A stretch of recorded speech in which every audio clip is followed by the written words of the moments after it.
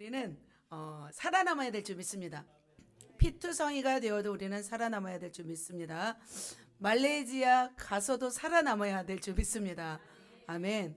자, 살아남지 않으면 안 돼요. 우리는 살아남아야 됩니다. 아침 신문에도 보니까 그 터키의 잿더미에서도 그 폐허 지역에서도 살아남은 사람이 있는 것을 보았습니다.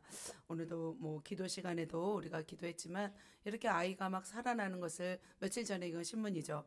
자, 세계는 지금 터키의 지진으로 인해서 굉장히 곤두서 있습니다. 그래서 집중이 온 세계가 지금 터키로 집중하고 있는 것을 볼 수 있습니다. 자, 터키입니다. 터키의 이스탄불입니다. 터키의 어떤 국기입니다. 터키의 가장 유명한 카파도키아. 네, 열기구가 날아오르고 있습니다.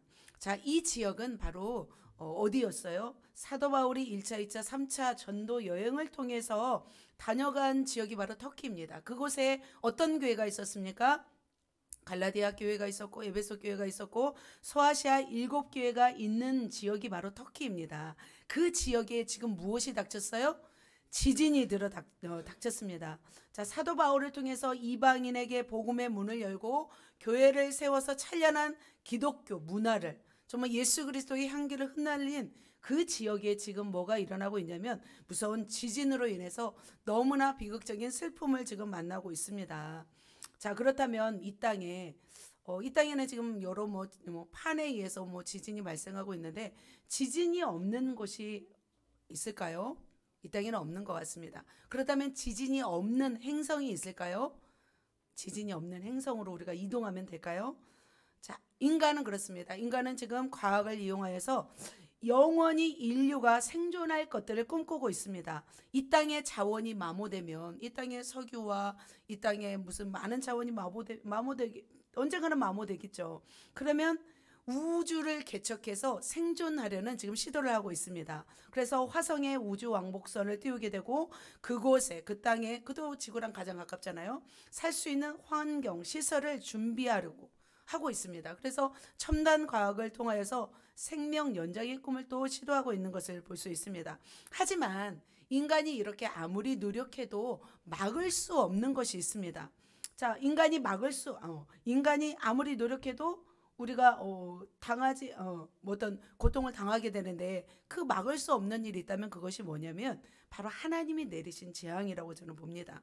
어떤 인간도 어떤 과학 문명을 시도한다 할지라도 하나님이 내리신 이 재앙 앞에서는 우리가 속수무책 당할 수밖에 없다는 생각이 들었습니다. 자, 하나님을 저버리고 돌아서는 인간들에게 하나님께로 돌아오게 하기 위해서 하나님은 강력한 무기들을 사용하십니다. 저는 그것 중 하나가 바로 지진이라고 생각합니다. 수많은 지질학자 그리고 수많은 과학자들이 언제 어디서 어떻게 지진이 일어날지를 예측하지 못하고 있습니다. 만일 터키에 1시간 전에만 지진이 일어날 것을 알았더라면 어떻게 했어요? 대피했죠. 그리고 생명을 부지할 수 있었을 것입니다. 아무도 몰랐습니다. 아무도 그 지진이 일어날 것을 몰랐습니다. 그래서 우리는 우리의 인간의 연약함을 인정하고 온 우주를 창조하시고 우리 인간의 생사화복을 주관하시는 하나님 앞에 우리가 깨어나야 될 줄 믿습니다. 터키의 지진은 정말 무시무시합니다. 이렇게 유라시아 판이 있고 아프리카 판, 아라비아 판. 그래서 정말 튀르키예에서 일어났죠. 판과 판이 만나는 지역이었습니다. 일본처럼 이 터키도 지진이 잦은 지역입니다. 아시아판과 유럽판이 이렇게 만나는 그 길목에 위치한 그 지진대에서 바로 지진이 일어난 것을 볼 수 있습니다. 지금도 인구 한 20만 명이 그 잔해 속에 갇혀 있다고 합니다. 터키에 지금 11만 명의 구조 인력이 투입되었고 56개국에서 파견되었습니다. 6,400명의 어떤 구조 작업을 하는 사람들이 파견되었습니다. 7.8의 강진과 7.5의 강진으로 인해서 사망자 수가 얼마큼 늘어나요? 오늘은 얼마인지 모르겠습니다. 이렇게 엄청난 지진이 일어난 2만 명을 넘어가고 있습니다. 그래서 2022년 일본 지진의 수가 18,000명이라면 그 수치를 넘어가고 있는 것을 볼 수 있습니다. 여전히 그 잔해 속에 정말 많은 사람들이 지금 정말 죽어가고 있고 정말 생명을 구원하기를 소망하고 있는 것을 볼 수 있습니다. 그래서 미국의 어떤 지질조사국에서는 10만 명 이상이 이번에 사망자가 될 것이라고 그렇게 예측하고 있는 것을 볼 수 있습니다. 지금은 또 눈과 비를 동반한 추위 때문에 건물 그 밑에 갇혀 있는 사람들은 너무나 지금 저체온증으로 고통당하고 있는 것을 보고 있으면서 정말 더 많은 사상자가 나올 것을 우려하고 있는 것을 보았습니다. 그래서 한국에서도 이렇게 구호대 대원들이 가서 건물 속에 있는 어린 아이를 구하는 것을 볼 수 있습니다. 오늘 아침에도 신문에 보니까 한 명을 더 구원하는 것을 보았습니다. 자, 이처럼 어마어마한 이런 사상자가 난 이 지진, 이 지진이 이것이 마지막이 될까요? 또 일어나게 될까요?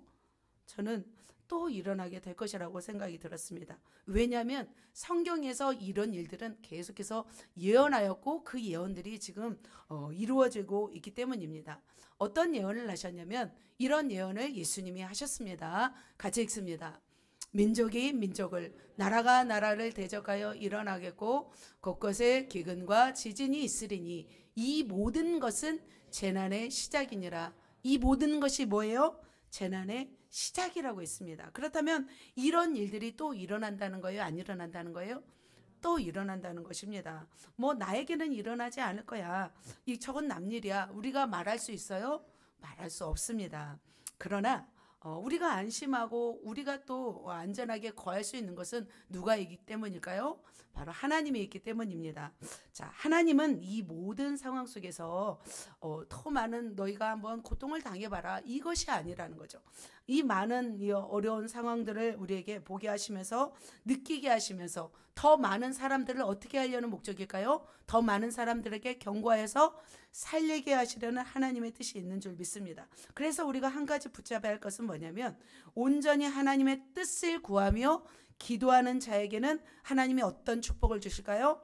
하나님은 구원의 축복을 주신다고 말씀하고 있습니다. 보면 디모데후서 3장 11절에 보면은 빨간 글씨만 있습니다. 주께서 이 모든 것 가운데서 나를 건지셨느니라. 하나님은 건지시는 분인 줄 믿습니다. 또 17절에 보면은 사자의 입에서 뭐예요? 건짐을 받았느니라. 18절에도 주께서 나를 모든 악한 일에서 건져내시고, 하나님은 이렇게 하나님을 의지하고 하나님을 붙잡는 자는 어떻게 하신다고요? 건져내신다는 거죠. 이제 앞으로 또 말씀을 보면서 하나님이 어떻게 건져내신지를 한번 보도록 하겠습니다. 그런데 한때 이 터키는 찬란한 기독교 문화를 자랑했던 곳이었습니다. 그러나 지금 어떤 지역으로 바뀌었냐면 하나님을 저버린 모슬림 국가가 되었습니다. 그러나 우리는 그런 터키를 볼 때 어떤 마음으로 있어야 되냐면 바로 이런 마음이어야 될 줄 믿습니다. Pray for Turkey, 시리아. 왜냐하면 그들을 볼 때 우리는 애통하는 마음, 국률한 마음으로 그들을 바라보며 우리는 기도해야 될 줄 믿습니다. 옛날에 찬란했던 왕조들이 있습니다. 그 왕조들이 지금 빛을 잃고 잿더미에 앉아있는 나라들이 있습니다. 얼마나 슬프고 안타까운 일인지 모릅니다. 지금 터키는 어떤 슬픔을 맞이하였어요? 온 국민이 비참한 슬픔을 맞이하였습니다. 어느 날 갑자기 준비 없이 당한 이 재앙 앞에서 그들은 속수무책으로 당하고 말았습니다. 뿐만 아니라 세계는 지금 이 엄청난 재앙 앞에서 정말 남일이 아닌 것처럼 함께 공감하고 있습니다. 그래서 우리 아드님도 터키에다가 그 모금에 동참하였던 것을 제가 듣고서 참 감사했습니다. 자, 터키의 이러한 재앙을 이렇게 보면서 우리도 슬퍼하지만 이 지상에서 살다가 한 사람 중에서 가장 슬퍼한 사람이 누굴까 생각해 볼 때 여러분 누구라고 생각하십니까? 사람 중에서는요, 사도 바울이겠죠. 왜냐하면 1차, 2차, 3차 전도 여행을 통해서 그 지역을 어떻게 했어요? 복음화했던 사람이죠. 그런데 그 지역에 지금 복음화율이 떨어지고 모슬렘이 들어오고 그 지역에 뭐가 일어났어요? 지진이 일어난 걸 보면서 얼마나 가슴 아플까 하는 생각이 들었습니다. 우리가 이 땅에 살면서 이런 소식들을 접하면서 우리가 더 집중해야 할 것이 무엇일까를 우리가 생각했으면 좋겠습니다. 이런 상황들을 보면서 우리는 무엇을 집중해야 될까요? 바로 하나님인 줄 믿습니다. 하나님의 말씀에 집중해야 될 줄 믿습니다. 오늘도 마찬가지입니다. 오늘도 주의 말씀에 집중하시면서 주의 뜻이 무엇인지 귀 기울이시는 저와 여러분 되시기를 축복합니다. 자, 오늘의 말씀 어디 말씀이었어요? 디모데후서입니다. 디모데후서는 사도 바울이 죽기 직전에 사랑하는 아들, 누구의 영적인 아들? 디모데에게 보낸 두 번째 서신입니다. 그래서 영적 거장이셨던 바울은 아들 디모데에게 세밀한 부탁과 함께 유언적인 내용들을 편지로 써보냅니다. 그래서 영적 거장인 바울이 마지막으로 쓴 편지에서 가장 핵심적인 말씀이 무엇인지, 그의 유언은 무엇인지 우리가 살피고 우리 삶에서 우리가 적용했으면 좋겠습니다. 그래서 우리가 제목을 임박한 환난에서 살아남기라는 제목을 가지고 우리가 정말 앞으로 다가올 임박한 환난을 어떻게 맞이하며 그것을 어떻게 우리가 준비해야 될지를 말씀을 드리도록 하겠습니다. 이 말씀 속에서 정말 귀한 보화를 발견하시기를 예수님의 이름으로 축복합니다. 말씀을 이제 본격적으로 들어가도록 하겠습니다. 자, 임박한 환난을 승리하는 비결, 살아남는 비결입니다. 첫 번째는요, 뭘까요? 복음의 삶입니다. 사도 바울이 이렇게 살라고 하였습니다. 자, 1장 8절입니다. 같이 한번 읽겠습니다. 그러므로 너는 내가 우리 주를 증언함과 또는 주를 위하여 갇힌 자 된 나를 부끄러워하지 말고 오직 하나님의 능력을 따라 복음과 함께 고난을 받으라.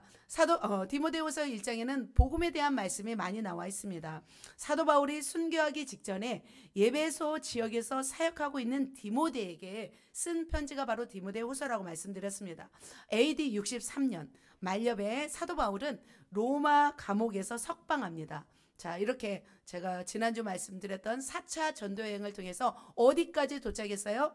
로마까지 사도 바울이 도착했습니다. 그런 다음에 로마에서 잠깐 풀려납니다. 2년 동안 감금 생활하고 잠깐 풀려납니다.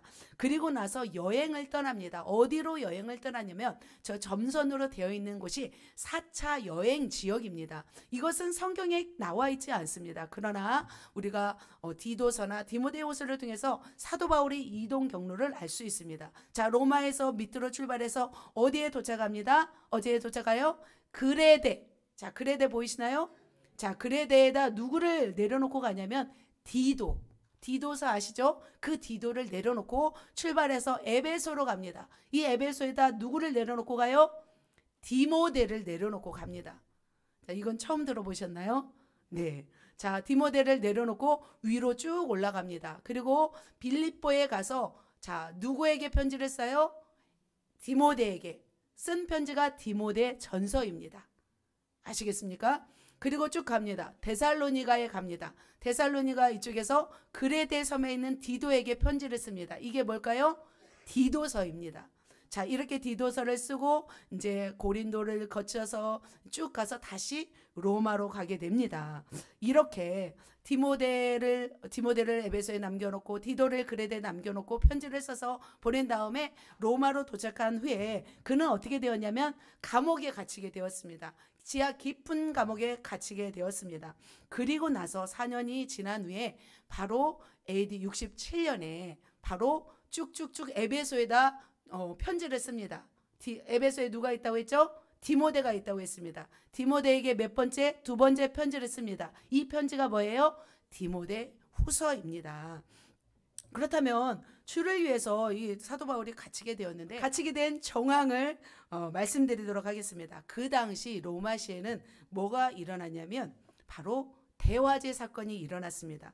그러니까 화재의 원인이 정확히 뭔지는 모릅니다. 모르지만 우발적인 사고로 인해서 불이 났습니다. 왜냐하면 그 당시에 이 로마 지역은 목조 건물이 밀집된 곳이었어요. 그래서 로마시에는 이 거세게 이 화재가 일어났습니다. 로마는 14구역으로 이루어졌습니다. 14구역으로 이루어졌는데 그 중에서 10구역이 불에 타버립니다.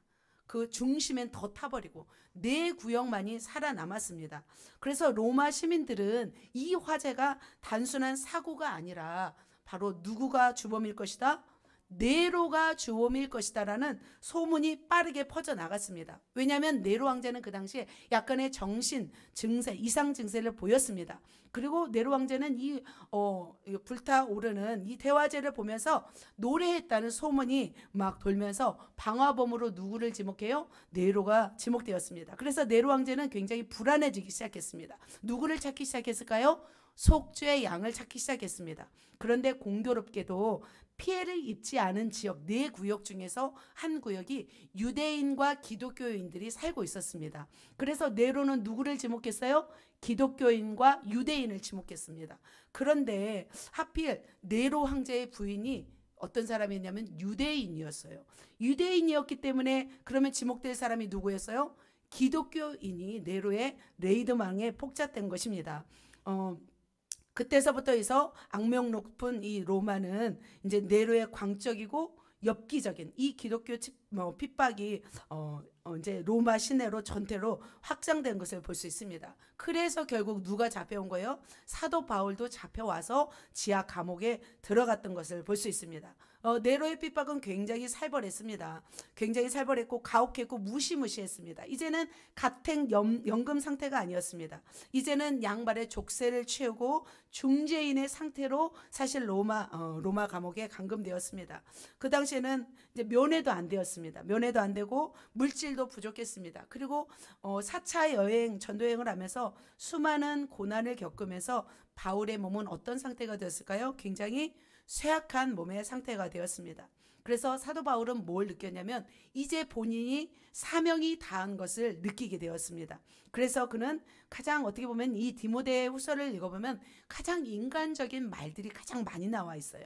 그리고 더 이상 이제는 복음을 전할 길이 있어요, 없어요? 이제는 복음의 길을 전할 길이 없는 거예요. 그래서 그 아들, 영적인 아들 디모데에게 나를 위해서 대신해서 복음을 전해달라라고 한 것을 볼 수 있습니다. 그래서 디모데후서를 쓰면서 그의 인간적인 모습, 이게 네로의 핍박의 모습이죠. 사자의 밥이 되게 하고 십자가에 못 박고 불태워 죽이는 그런 대핍박이 그 당시 그 로마시에서 일어났습니다. 이 당시 이제 사도 바울이 갇힌 거죠. 로마 이렇게 지하 감옥에 갇히면서 사실은 이렇게 옷도 안 입었겠죠. 굉장히 두꺼웠네요. 그러면서 이 사도 바울은 굉장히 인간적인 말을 합니다. 너는 어서 속히 오라. 내게로 오라. 대만은 이 세상을 사랑하여 나를 버리고, 저는 여기서 뭐가 생각이 났냐면 나를 버리고 사도 바울이 이제는 그리워하는구나 라는 걸 느꼈어요. 그리고 누구만 함께 있느니라, 누가만 나와 함께 있느니라. 그러면서 마지막에 이제 마가도 보고 싶은 거예요. 그리고 13절에 보면은 들어와 가보의 집에 있는 겉옷을 가지고 오고 이제 가죽 중에 쓴 것을 가지고 오라. 마지막으로 이제 그렇게 간절하게 부탁하는 것을 볼 수 있습니다. 이제 사도 바울이 남겨진 것은 뭐냐면 능력적인 삶이 아니었어요. 이제는 십자가지는 순교, 어떤 참수형을 당하시잖아요. 순교가 기다리고 있음을 알았던 것을 볼 수 있습니다. 그러면서 본인이 갇히게 된 경위를 이 아들 디모데에게 말하게 됩니다. 뭐라고 말하냐면 주를 위하여 갇힌 자 된 나를 뭐하지 말고 부끄러워하지 말고 라고 이렇게 말을 하고 있습니다. 왜냐하면 사도 바울은 이제 어디에 갇혔어요? 지하 추운 감옥에 갇혀 있으면서 사람들의 오르락 내리락 하는 수근수근 하는 말을 들었을 것입니다. 뭐 예수를 믿으면 이제 축복받아야 되지, 감옥에 갇혔대. 예를 들면 목사님의 감옥에 갇히다니, 그러면 그가 했던 말이 다 거짓인가? 이렇게 생각할 수도 있습니다. 왠지 초라해 보이고 쓸쓸해 보인 것입니다. 2차 전도 여행 때만 해도 빌립보 감옥에 갇혔을 때는 어떻게 했어요? 신라와 함께 감옥에서 찬송하고 기도할 때 옥터가 흔들리고 족쇄가 풀리고 간수장이 예수 믿는 놀라운 기적이 일어났는데 이제 로마 감옥에서는 어때요? 그런 기적이 안 일어나는 거죠. 이제는 능력이 없나 봐. 이제는 뭐 힘을 잃었나 봐. 이런 소문이 퍼져나갈 수도 있습니다. 예전에는 어땠어요? 에베소에서 손수건이나 앞치마만 가지고 환자의 몸을 덮쳐도 그 병이 낫는 기적이 있었습니다. 그런데 이제는 뭐 성령이 떠나셨나 봐. 사람들은 이렇게 수근수근 할 수도 있었습니다. 그래서 바울은 디모데에게 갇힌 자 된 나를 뭐하지 말라? 부끄러워하지 말라라고 말씀하고 있습니다. 사도 바울은 은혜의 복음을 증거하는 일을 마치려 하면은 자신의 생명조차도 귀한 것으로 여기지 않고 달려왔습니다. 그에게 가장 소중한 것이 무엇이었어요? 바로 복음이었습니다. 그 복음이 그렇게 소중했기 때문에 마지막 당부는 뭐였냐면 첫 번째는 복음의 삶을 살아달라는 것이었습니다. 바로 그에게는 가장 소중한 것이 복음이었습니다. 복음과 함께 뭘 받으라? 고난을 받으라, 이렇게 말씀하고 있습니다. 한 번 더 말씀하고 있습니다. 디모데후서 4장입니다. 같이 읽습니다.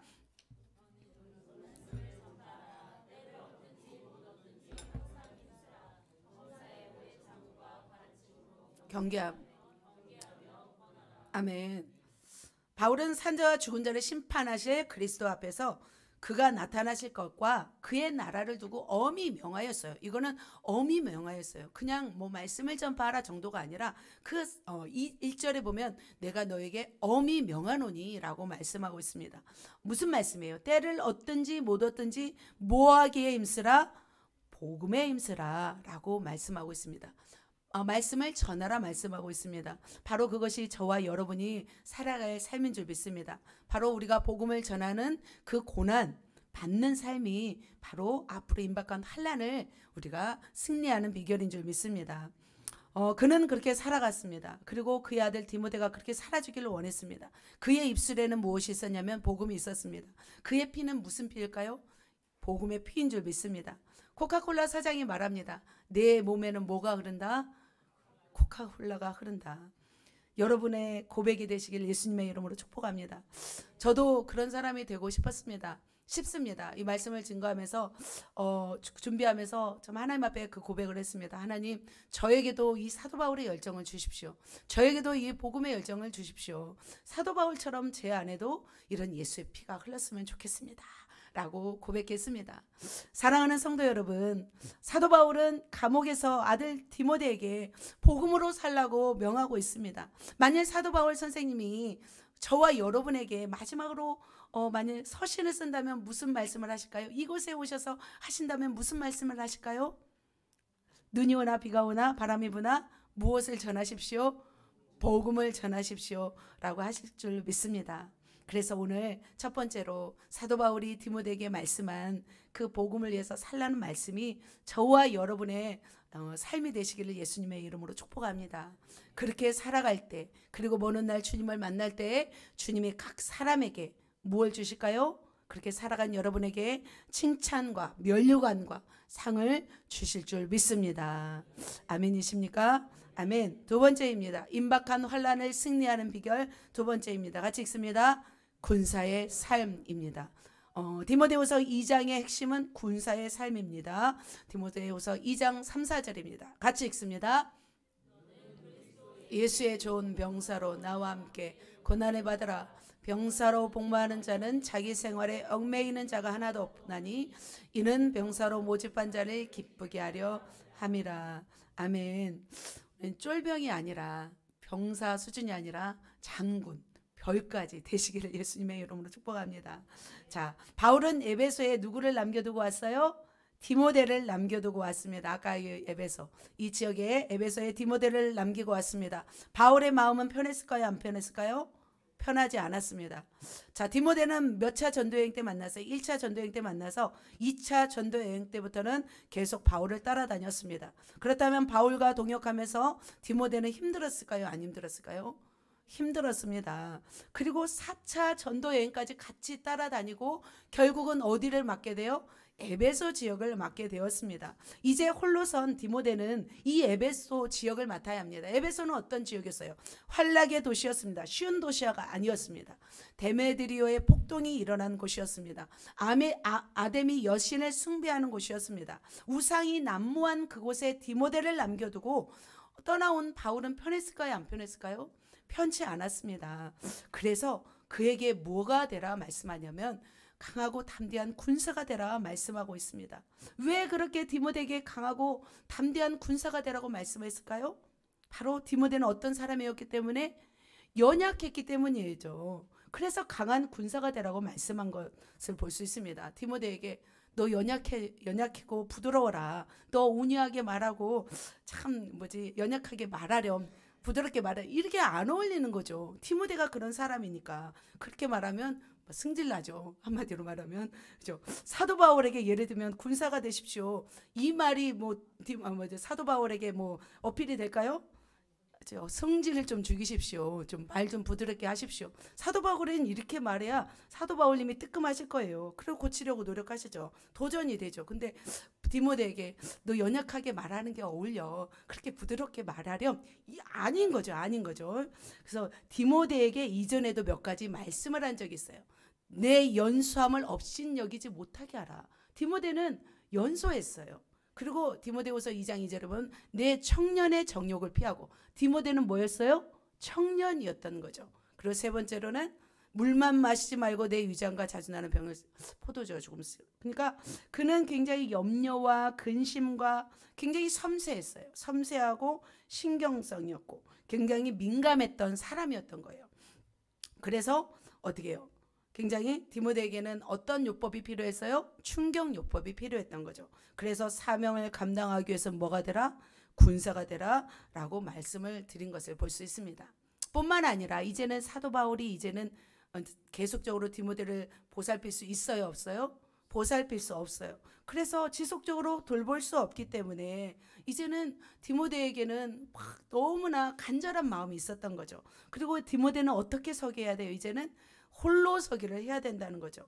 그래서 아주 강한 말씀을 이렇게 날린 것을 볼 수 있습니다. 그러면서 디모데 후서 2장 1절에 보면 이런 말씀이 있습니다. 같이 읽습니다. 시작.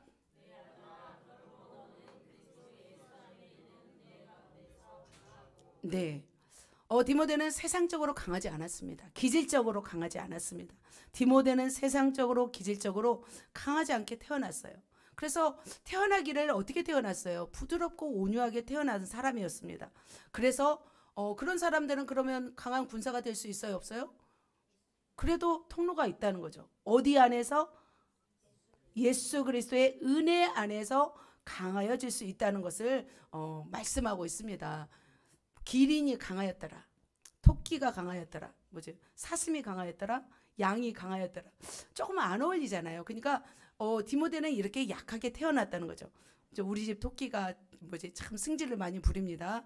오늘도 막 밥그릇을 막 뒤엎고 막 소리를 치면서 승질을 부리지만 토끼는 뭐예요? 토끼일 뿐이에요. 그래서 귀여워지고 제가 이렇게 쓰다듬어 줍니다. 자, 기질적으로 연약한 디모데는 무엇으로 강해져야 돼요? 성질이 강해질 수 없어요. 주 안에서 은혜 가운데 강해져야 될 수밖에 없습니다. 그래서 사도 바울은 은혜 안에서 강하게 되라 그러면서 하신 말씀이 있어요. 너는 그리스도 예수의 무슨 병사로? 좋은 병사로 나와 함께 고난을 받으라. 그러면서 군사가 되라 말씀하고 있습니다. 이스라엘 여군의 포스입니다. 멋있죠? 그러면서 이 군사의 삶을 말하고 있어요. 2장 4절입니다. 시작. 하나도 없나니. 네, 좋은 군사는 어디 생활에 얽매이지 말아야 돼요? 자기 생활에 얽매이지 말아야 됩니다. 왜냐하면 주된 임무는 무엇이기 때문에 나라를 지키는 것인 줄 믿습니다. 나라를 위해서 싸워야 되는 일인 줄 믿습니다. 그래서 자기 생활에 얽매이면 안 됩니다. 언제든지 출전할 준비를 해야 될 사람이 바로 누구예요? 군사인 줄 믿습니다. 지금 막 북한이 핵 잠수함, 핵 미사일 뭐 이 기술들을 엄청 개발시키고 있다고 합니다. 그래서 2026년도가 되면 세계의 어떤 대강국이 있잖아요. 미국, 중국, 러시아. 이들과 견주어서 맞붙을 수 있는 그런 기술까지 발전시킨다고 합니다. 그래서 우리나라도 깨어있고 정말 준비돼야 될 줄 믿습니다.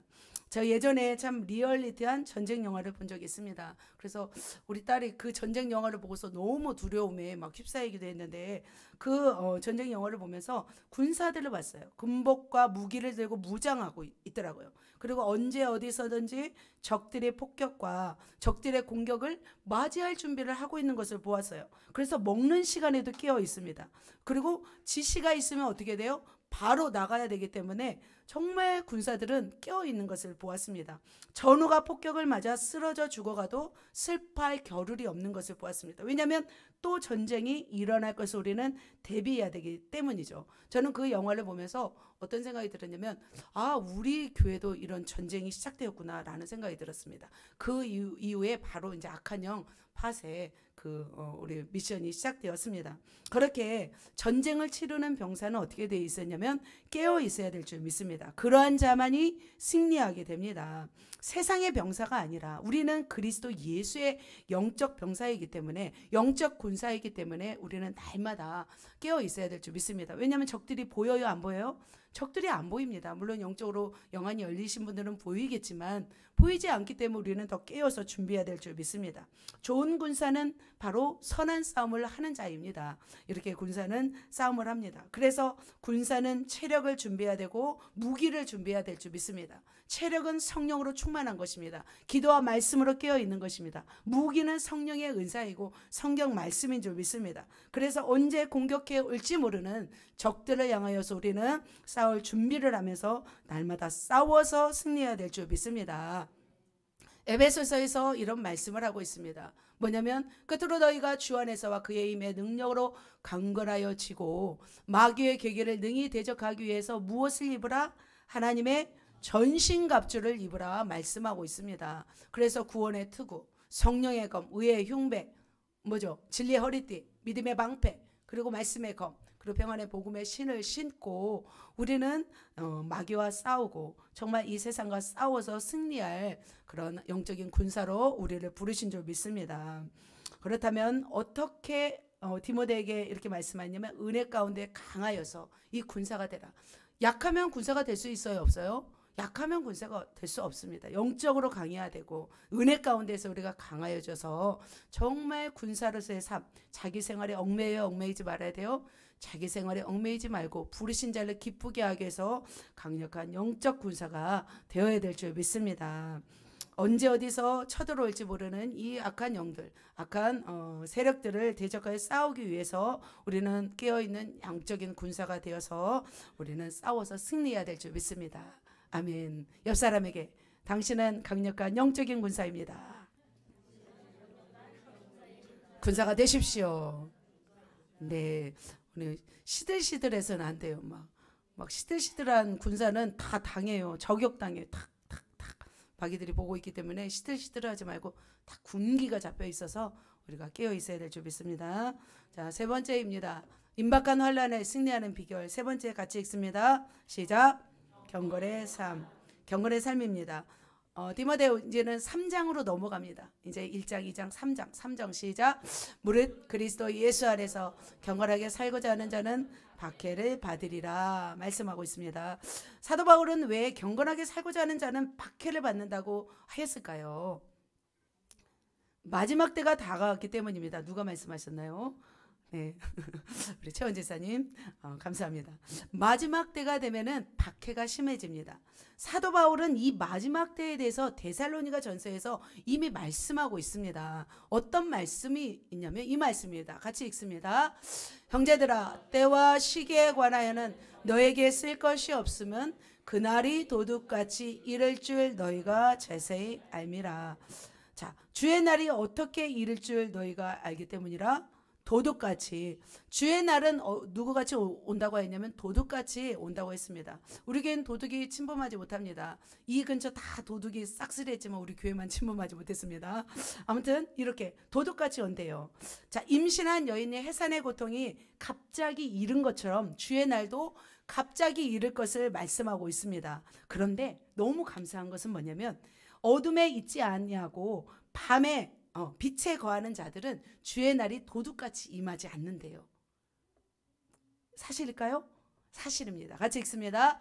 형제들아, 너희는 어둠에 있지 아니하며 그날이 도둑같이 너희에게 임하지 못하리니. 할렐루야. 자, 데살로니가 성도들은 어떻게 있었어요? 깨어 있었어요. 그렇기 때문에 주의 날을 준비하고 있었어요. 그들에게는 도둑같이 임해요, 임하지 않아요? 주님이 도둑같이 임하지 않아요. 우리 예수제자교회 성도님들이 정말 깨어 있는다면 주님의 날이 도둑같이 임할까요? 아닐 줄 믿습니다. 빛의 아들지처럼, 낮의 아들지처럼 살아있다면 도둑같이 임하지 않습니다. 그러나 그 당시 AD 64년 이후 이제 67년 이때서부터 주님이 말씀하신 멸망의 날이 오고 있었습니다. 예수님은 마지막 그 공생의 마지막 십자가 지기시기 며칠 전에 멸망을 말씀하셨어요. 어떤 멸망을 말씀하시냐면 예루살렘 성전의 멸망을 말씀하셨어요. 자, 이렇게 보면은 자, 예수님께서 그 막 사람들과 싸우고 성전을 완전히 뒤엎고 나서 성전 청결을 하고 나서 자, 제자들과 함께 감람산에서 올라서 정말 그 햇빛에 비친 노을에 비친 예루살렘 성전을 바라보면서 예수님이 눈물을 흘리면서 말씀하셨어요. 어떤 말씀을 하셨냐면 이 말씀을 하셨어요. 돌 하나도 돌 위에 남지 않고 다 무너뜨려지리라. 주님은 이렇게 예루살렘 성전이 무너질 것을 말씀하셨어요. 그런데 이것이 어떻게 실제로 일어났을까요? 안 일어났을까요? 실제로 일어났어요. AD 70년에 티투스 장군에 의해서 이 예루살렘 성전이 완전히 회파되고 완전히 무너져서 이스라엘이 세계로 다 흩어지는 그런 비극을 맞이하였습니다. 잠시 설명해 드리겠습니다. 헤롯 아그리파 1세, 이제 2세는 뭐 이제 쫓겨나서 위에 있는 잠깐 뭐 성읍을 이렇게 차지했고, 아그리파 1세가 죽은 뒤에 이제는 이 이스라엘 땅에는 누가 오냐면 로마에서 총독을 보냅니다. 계속 인해서 총독을 이렇게 보내는데 이 총독을 보냄으로 인해서 이스라엘 백성은 계속해서 수탈을 당하고 착취를 당했습니다. 왜냐하면 새로운 총독이 파견될 때마다 왜냐하면 계속 세금을 걷었습니다. 그래서 유대 백성들은 이 총독들로 인해서 너무나 고통을 당했습니다. 그 헤롯 아그리파 1세가 충에 먹혀 죽잖아요. 그 뒤로 이어서 어떤 이제 사람들이 파견이 되냐면 AD 64년에 플로루스라는 가장 악랄하고 탐욕스러운 이 총독이 파견된다고 합니다. 그런데 이 사람은 어떻게 했냐면 로마 제국에 바쳐야 할 세금을 가지고 빙자해서 성전을 금고를 탈취합니다. 급습해서 17달란트의 어떤 거액을 탈취하게 되었습니다. 그러자 군중들은 모여서 뭘 요구했냐면 플로루스라는 이 사람의 총독의 파면을 요구하게 되었습니다. 그러면서 군중들이 막 이제 몰려가서 파면을 요구했는데 이 플로루스 총독은 어떻게 했냐면 군대를 풉니다. 군중을 풀어서 무차별 폭격을 가하고 체포하고 살해하였습니다. 이제는 예루살렘 성전이 이제는 막 거룩한 도성이 아니라 전체적으로 이제는 폭력이 난무하는 그런 현장이 되었습니다. 그래서 이 분노의 치밀은 그렇지 않아도 지금 로마의 속국 아래서 이스라엘 백성들은 너무나 수탈을 당하고 수치를 당하면서 고통당하고 있었기 때문에 이제는 이 유대인들이 폭동이 일어났습니다. 어떤 폭동을 일으키냐면 제2의 마카비 혁명처럼 이제는 로마군들을 다 몰아내려고 하는 이제 군중들이 일어나게 되었습니다. 누구를 중심으로 일어나냐면 열심당원, 시몬이라는 사람도 있잖아요. 열심당원을 중심으로 인해서 정말 그들과 맞서 싸우기 위한 대봉기를 일으켰습니다. 처음에는 유대인들이 승리하는 것처럼 보였습니다. 승리했습니다. 그래서 유대인들도 사기가 올랐습니다. 그래서 이 폭동은 전국적으로 확대되었어요. 이스라엘 전 땅에 이제 폭동이 일어났습니다. 그래서 이제는 어떤 운동으로 바뀌게 되었냐면 유대 독립 운동으로 또 바뀌게 되었습니다. 그런데 이 소식이 누구에게까지 알려졌까요? 로마에 있는 황제 누구? 네로 황제, 가장 악랄한 네로 황제에게 알려졌습니다. 그래서 이 네로는 이것을 진압해야 되잖아요. 그래서 어떤 사람을 파견합니다. 네로 황제가 연설하고 있을 때도 졸았던 사람이 있습니다. 이 사람이 베스파시아누스라는 장군이었어요. 굉장히 가지고 눈에 가시였는데 네로는 그래도 그 사람이 적격이라고 생각하고 베스파시아누스를 이 유대 땅으로 보냅니다. 이 장군은 6만 명의 병력을 가지고 어디로 와요? 유대 땅에 옵니다. 와서 예루살렘을 진격합니다. 그래서 그의 아들 티투스, 아까 디도 장군이라 했죠. 티투스와 함께 이 일을 감행합니다. 그리고 나서 AD 67년에 갈릴리를 완전히 이제는 이제 갈릴리를 수중에 잡습니다. 수중에 떨어지죠. 로마군의 수중에. 그리고 나서 계속해서 정복해 나가면서 해안도로까지 완전히 장악하게 되었습니다. 그리고 나서 어디를 포위하게 되냐면 예루살렘 성까지 포위하기 위해서 이들이 몰려옵니다. 그런데 너무 놀라운 것은 뭐냐면 유대 그중에서 기독교인들은 어떤 말씀이 생각나냐면 예루살렘 포위가 임박하자 종말에 관한 예수님의 말씀을 기억합니다. 그리고 나서 그들은 그 예루살렘 성이 함락되기 전에 빠져나간 것을 볼 수 있습니다. 자, 이렇게 보면은 어떤 말씀이냐, 이 말씀 같이 한번 읽겠습니다. 시작.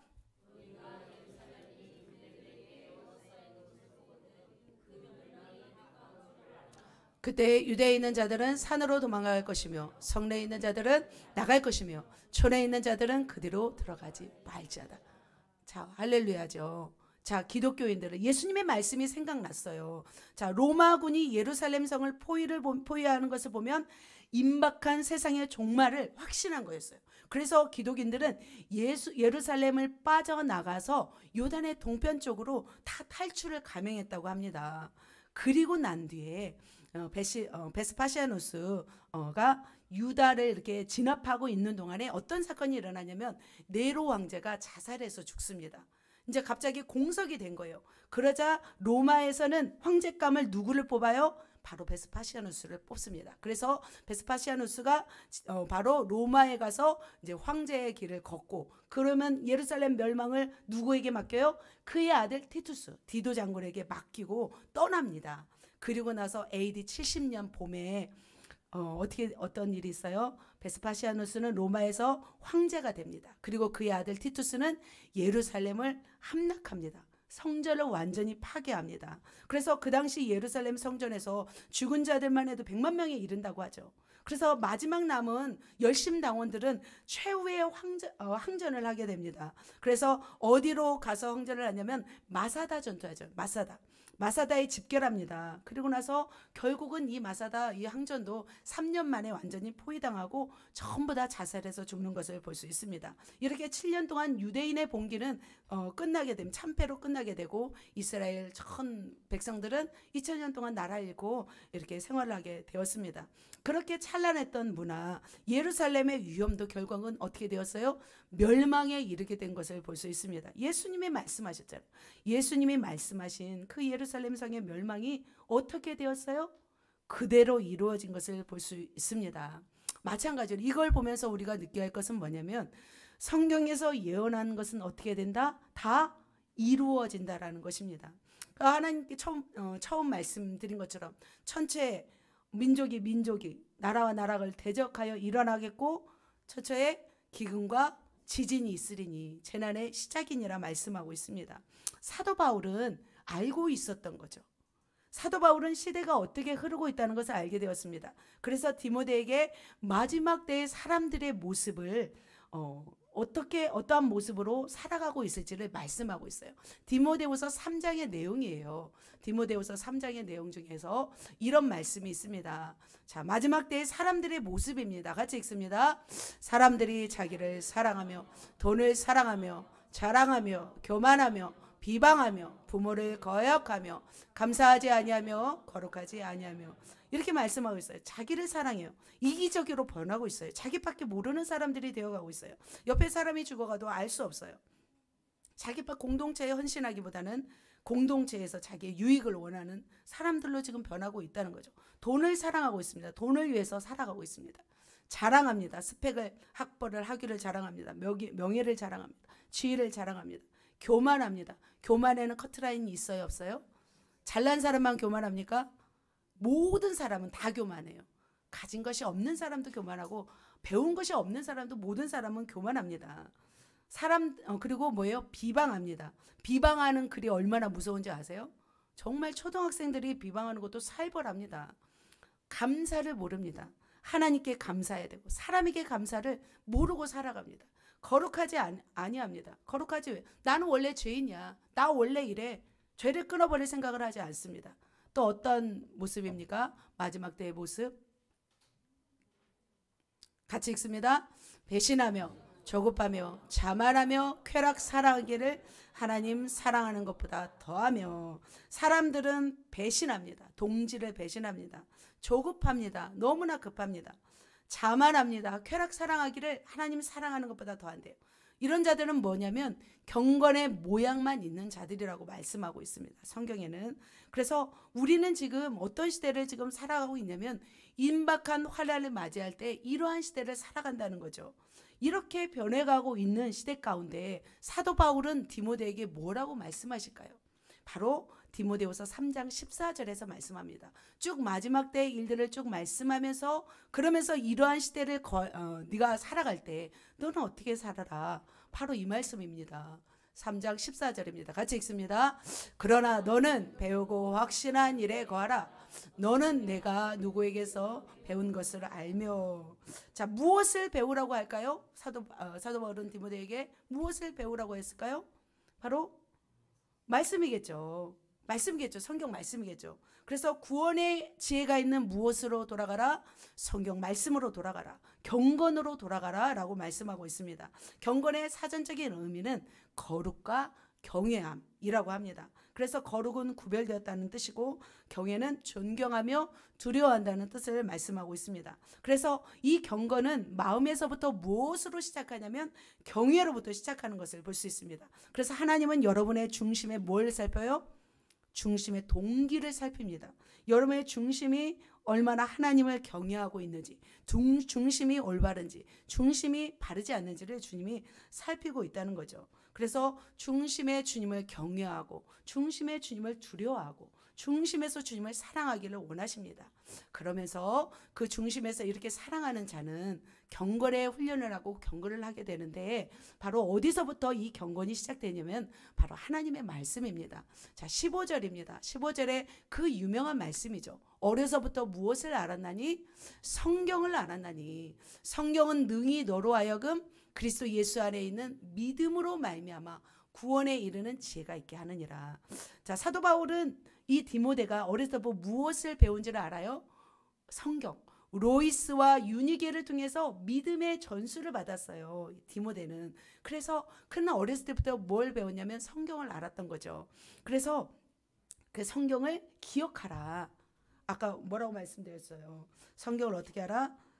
배우고 확신한 일에 거하라. 그는 성경을 배웠던 거죠.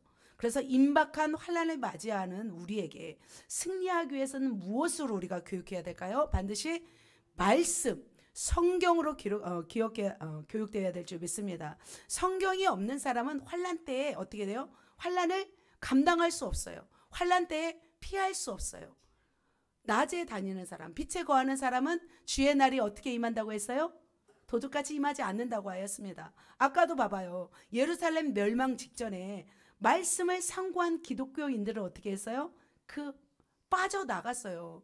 그 100만 명이 죽어가는 그 예루살렘 성의 그 멸망 앞에서 그들은 다 빠져나가서 목숨을 살아난 줄 믿습니다. 그래서 우리는 세속에 물들지 않도록 경건에 이르기를 힘써야 될 줄 믿습니다. 할렐루야. 그렇게 3장 16절에 보면은 모든 성경은 하나님의 감동으로 된 것으로 교훈과 책망과 바르게 함과 의로 교육하기에 유익하니. 그렇게 하나님은 흠없는 사람으로 순수하게 말씀을 따르며 지키는 자에게 무엇을 주실까요? 면류관을 주실 줄 믿습니다. 그래서 우리 교회는 성경 통독과 뭐가 시작되었냐면 제자 양육이 시작되었습니다. 그래서 마지막 임박한 환난을 맞이할 우리가 준비해야 될 것이 많아요. 우리가 할 것이 너무 많잖아요. 사실은 얼마든지 즐기고 놀고 뭐 얼마든지 할 일이 많아요. 하지만 가장 중요한 것은 무엇이에요? 말씀으로 교육받는 것인 줄 믿습니다. 다른 것보다도 성경 통독을 계속하여 하시길 바랍니다. 그리고 이제 이번 주부터 제자 양육이 시작되었습니다. 그래서 모든 사람들은 제자 양육을 할 때 이렇게 하십시오. 교훈도 주시고 책망도 하십시오. 바르게 가르치십시오. 의로 교육하도록 해야 될 줄 믿습니다. 그래서 제자 훈련 받다가 리더님들 많이 화도 나시고 많이 힘들으셨잖아요. 뛰쳐나가기도 하시고 때로는. 왜냐하면 말씀이 내 안에 부딪히고 때로는 의로 교육받아야 되기 때문이죠. 믿습니다. 그래서 은혜를 끼치는 거하고 그리고 바른 말을 통해서 그 사람을 세우는 거하고는 또 다릅니다. 반드시 하나님의 말씀으로 사람을 어떻게 해야 돼요? 바르게 의로 교육해야 될 줄 믿습니다. 때로는 교훈과 책망이 필요할 줄 믿습니다. 좋게 좋게만 한다고 해서 사람이 변해요? 안 변해요? 안 변해요. 사람은 반드시 하나님의 말씀, 여러분 토끼처럼 양처럼 약하다 그러면 어떻게 해요? 좀 은혜 안에서 강해지시면 될 줄 믿습니다. 여러분 강해지십니까? 그러면 하나님의 말씀으로 훈련시키고 양육시켜서 영혼들을 바르게 세워서 이 마지막 때를 감당할 수 있는 하나님의 사람으로 세우시기를 예수님의 이름으로 축복합니다. 말씀을 맺도록 하겠습니다. 자, 바울이 세상을 떠나가면서 아들 디모데에게 유언 같은 말씀을 하였습니다. 그러죠. 떠나가면서 요원했습니다.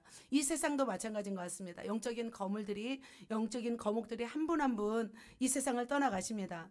이 세상에서 교회에서 수많은 거목이 있었던 그런 하나님의 종들이 바로 주님의 품에 안긴 것을 볼 수 있습니다. 그분들이 남긴 업적들, 그분들이 유언들이 남아 있는 것 같습니다. 그런데 그분들이 살아간 시대와 지금 우리가 살아갈 시대는 같아요, 달라요? 다릅니다. 그렇죠. 우리는 새로운 시대를 맞이해야 됩니다. 아무리 그분들이 훌륭한 삶을 살았어도 우리는 또 새롭게 새로운 삶을 시작해야 할 운명을 가지고 살아갑니다. 격동의 시대를 어떻게 그분들은 열정과 어떤 강단으로 교회를 지키고 성도들을 강하게 훈련하여서 지금 이 나라 이 민족 저희들을 이렇게 믿음이 이어가게 하셨던 그런 분들이셨습니다. 그들의 사역은 정말 너무나 놀랐습니다. 그분들이 수고 우리는 기억해야 될 줄 믿습니다. 그러나 더 기억해야 될 줄은 뭐냐면 그분들의 노하우를 우리는 기억해야 될 줄 믿습니다. 앞으로 영적인 어떤 기류 앞에서 어떤 센 물결 앞에서 우리가 또 붙잡아야 할 것들이 있는 줄 믿습니다. 저는 때로는 슬프고 두렵고 과연 이 나라 이 민족 이 다음 세대 우리 자녀들이 정말 신앙의 대를 이어서 주님의 사명을 어떻게 감당해야 할지 정말 두렵고 떨리기도 합니다. 그러나 역사의 주관자이시고 만물의 창조자이신 하나님께서 온 인류와 이 교회와 또한 많은 영혼들을 위해서 다음 세대 여호수아와 같은 다음 세대를 일으키셔서 하나님의 일들을 이뤄가실 줄 믿습니다. 성경에 기록한 대로 이 시대는 어떻게 흘러가고 있어요? 마지막으로 흘러가고 있습니다. 시작이 아니에요. 창세기가 아니에요. 지금 우리는 요한계시록의 시대로 흘러가고 있다는 거죠. 성경 13권을 기록한 사도 바울, 그는 교회 문을 열고 마지막 순교의 사명을 맞이하면서 마지막 우리에게 유언 같은 말씀을 오늘 하고 있습니다. 우리가 이 맞이할 다음 세대를 우리가 다음 또 세대가 감당할 이 임박한 환란의 시대 앞에서 우리는 어떻게 준비돼야 될까? 우리는 어떻게 그 시대를 맞이해야 될까요? 어떻게 우리는 그 시대 가운데 살아남고 승리해야 될까요? 오늘 말씀인 줄 믿습니다. 껍질은 변하여도 문화는 변하여도 변하지 않는 것이 있어요. 무엇일까요? 본질인 줄 믿습니다. 그래서 그 본질은 바로 진리의 말씀인 줄 믿습니다. 그 본질을 사수하고 우리가 지켜나갈 때 우리는 임박한 환란을 맞이할 때 우리는 승리할 줄 믿습니다. 임박한 환란에서 승리하는 비결 제가 3가지 말씀드렸습니다. 같이 읽습니다. 복음의 삶, 군사의 삶, 경건의 삶인 줄 믿습니다. 자, 오늘 이후로 이제 말레이시아로 떠나는 우리 선교사님도 이런 삶을 사시기를 예수님의 이름으로 축복합니다. 그곳이 이것보다 더 열악할지도 모릅니다. 환경이 힘들 수도 있습니다. 무슬림의 지역으로 갑니다. 그곳에서도 바로 무엇을 해야 될까요? 전도인의 삶을 살면서 군사의 삶을 살면서 경건의 삶을 살아갈 때 주님이 어떻게 해요? 주께서 건지실까요? 안 건지실까요? 사자의 입에서도 건지셨잖아요. 그죠? 어려움 속에서 핍박 가운데서도 건지실 줄 믿습니다. 그렇게 말씀 붙잡고 주님의 오실 길을 예비하며 하나님 나라를 확장하시는 또한 선교사님 또한 저와 여러분 예수 제자교회 되시기를 예수님의 이름으로 축복합니다. 기도하겠습니다.